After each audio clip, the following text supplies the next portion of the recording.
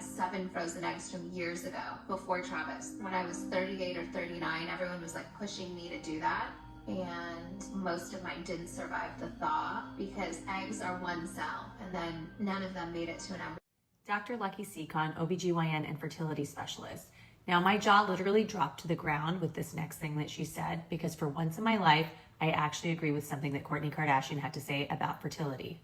The freezing of the eggs isn't guaranteed, and I think that that's like a misunderstanding. Is like people do it thinking that it's like a safety net, and then it's not. This is what a mature egg looks like. And when you freeze an egg and go to thaw it out, not every egg will survive the thaw. In general, it's going to depend on the clinic where you're doing the egg freezing, so you should always ask them about their statistics. But more importantly, age and the related egg quality can also influence the thaw survival rate. In my experience, patients in their late 20s, early 30s can experience thaw survival rates that are close to 100%, in the 90s.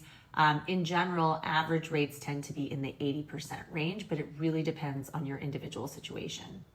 The next step in using your thawed eggs is to fertilize them with sperm directly. And this is what fertilized eggs look like.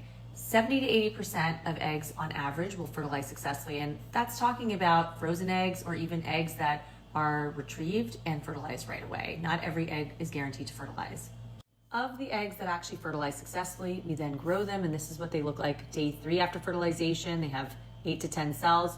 And then by day 5, 6, or 7, they separate out into these 2 cell type cells that become the baby cells that become the placenta. And it takes a lot to get there. Only about 60% on average of fertilized eggs will make it to this embryo stage. And this is just the inefficiency of human reproduction. It has nothing to do with the egg freezing itself.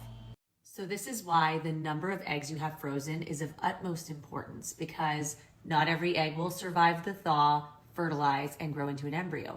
Not to mention, depending on the age of the eggs, when you froze, a certain proportion of the resulting embryos are going to be genetically abnormal versus normal. And so that really depends on the age you were when you froze your eggs. And then every single normal embryo that you have should have about a 2/3 chance of actually implanting and resulting in a live birth. So this is why the 2 most important factors dictating your chance of a successful live birth from your frozen eggs are how many mature eggs you started with that you froze and how old you were when you froze your eggs. She was 39 when she froze her eggs, and she froze 7 eggs. She was 39, almost 40. And over 40, it is a well-known fact that you need lots of eggs to be frozen to overcome the age-related changes that happen.